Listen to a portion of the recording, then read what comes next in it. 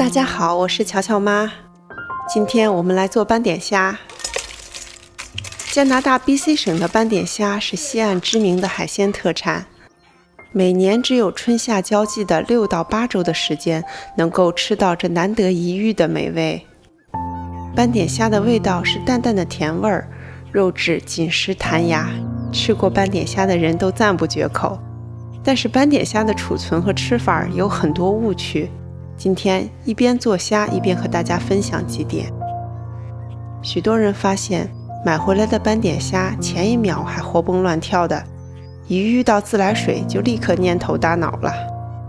这是因为自来水里有一定比例的氯气，但是这一点点的氯气会很快杀死娇气的斑点虾。因此您刚买回来的活虾如果不急着吃，千万不要让虾碰到自来水。正确做法是在冰上或者冰盒里临时存放。我的第二个建议是在虾死掉之前，尽快把虾头和虾尾分开。这是因为斑点虾的虾头中有一种酶，虾死之后，这种酶很快就会释放到虾尾中，能让原本紧实 Q 弹的虾肉变得又软又黏。因此，如果活虾不是立刻做着吃，就尽快分开虾头和虾尾。分虾方法很简单，只要2只手分别握住虾头和虾尾，拧一下就分开了。虾尾的虾肉是半透明的，干干净净，肉质紧实。今天我们来用最经典、最简单的方法来做这道虾尾。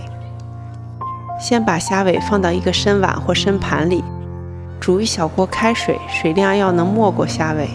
水里加盐，水完全沸腾之后，直接把水浇到装虾尾的容器里，开始看表计时。45秒后，把虾从开水里捞出来。需要提醒大家的是，斑点虾的焯水烹饪时间不要超过1分钟，时间稍微一长就煮老了，失去了斑点虾本身特有的肥嫩口感。焯水烹饪的做法看似简单，却是把斑点虾的鲜甜 Q 弹发挥到极致的最佳做法。不用等着上桌，剥了虾皮舔嘴里，先体会一下大海的馈赠。